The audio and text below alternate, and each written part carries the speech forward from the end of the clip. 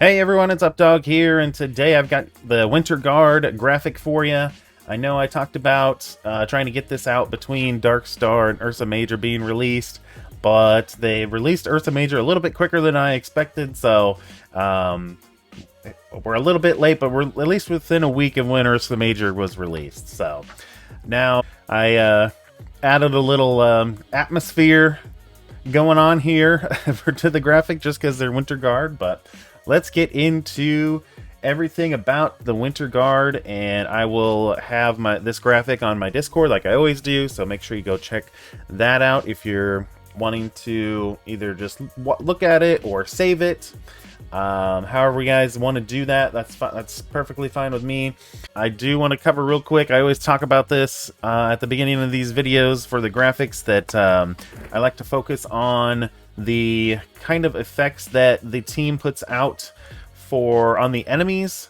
I don't really focus a lot on the support stuff because, you know, extra buffs to your team is just great. So the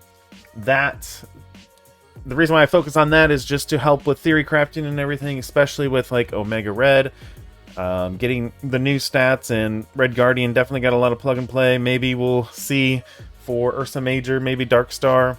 I don't think Yelena, unless you do something with her with like Black Widow, there might not be too much of an opportunity there with her. But let's get into the big bear himself here, Ursa Major.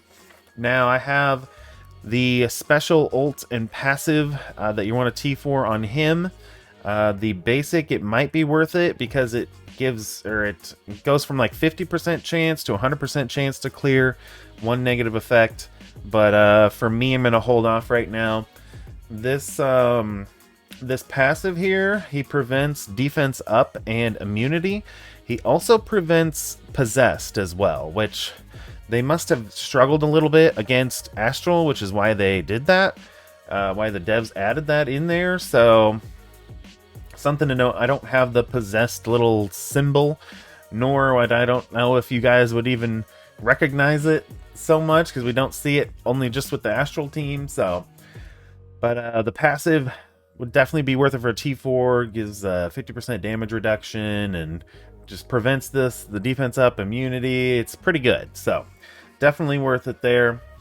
Omega Red, when he first came out, I T4'd all of his abilities because he's got fairly low cooldowns. I've used him in Dark Dimensions in the past.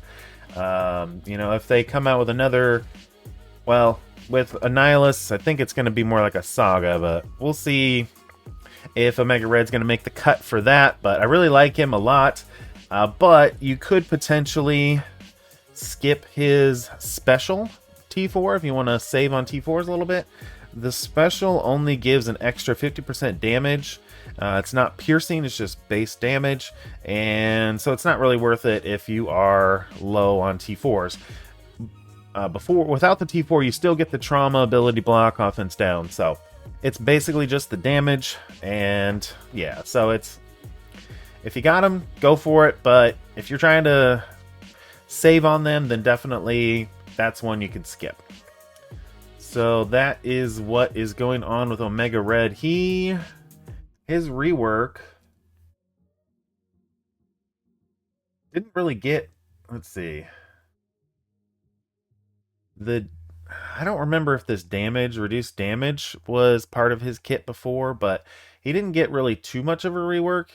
I do only recommend him as Striker, and probably maybe Dark Star. We'll talk about that here in a second, but he's definitely got an amazing Striker attack, and you definitely want to take advantage of that as much as possible. So yeah, we'll talk about Dark Star here next. I'm gonna go with Raider on her just because she goes first. She can put out those vulnerables, and then Omega Red can swoop in with the Striker attack a little bit later down in the turn order. So that's what I'm going to go with her. But she does have a pretty good ISO attack. Oh, I can't. Here, let me see if I can pull this up here. Let's see.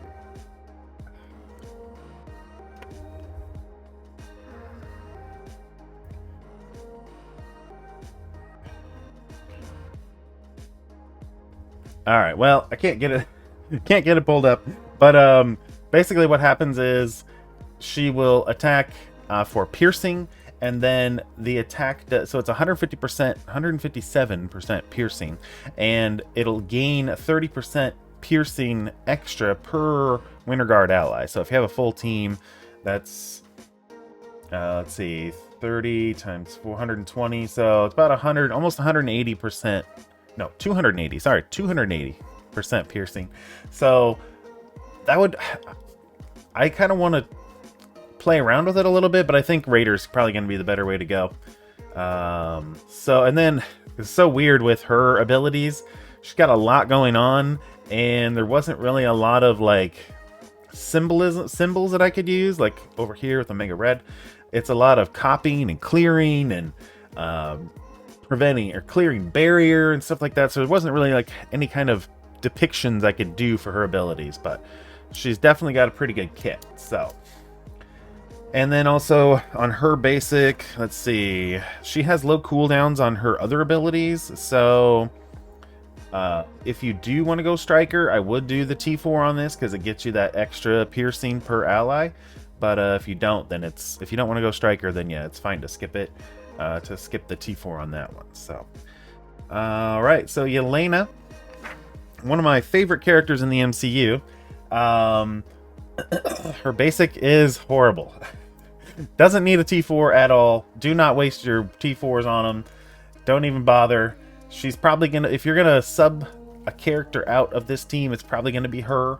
Unfortunately for Florence Pugh, but I still like her in the MCU. But so anyway, really her only ability that is worth T4ing is her special.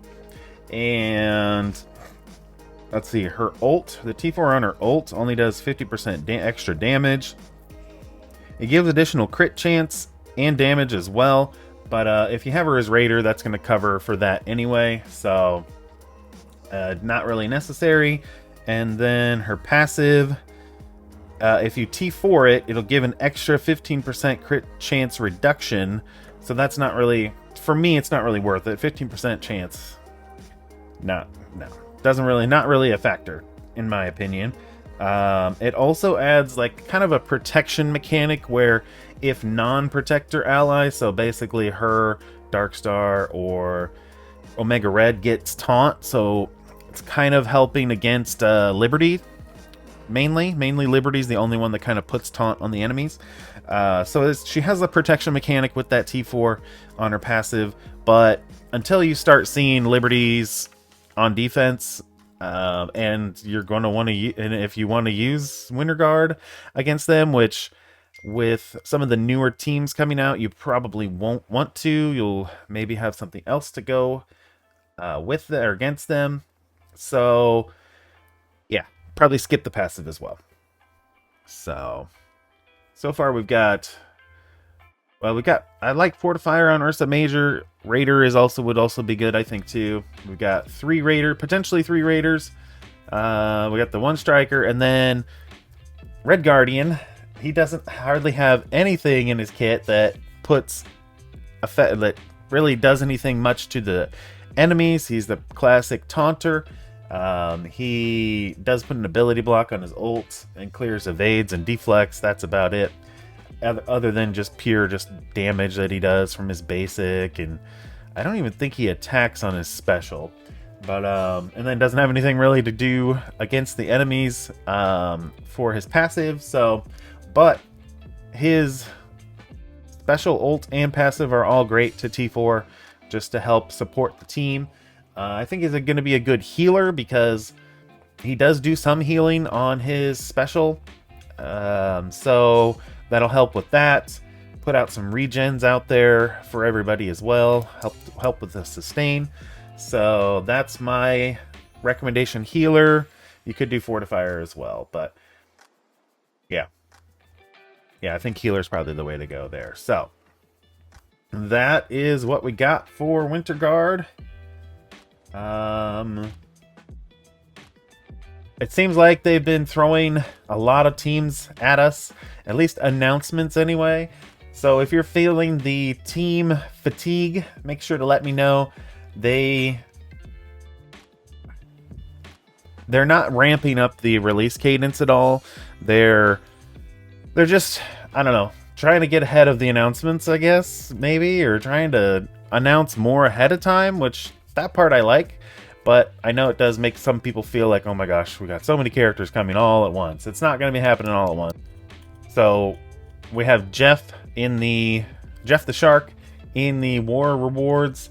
That's going to take a little while to unlock. Obviously, the other members of his team are like reworks, you know, so there are no other brand new characters there.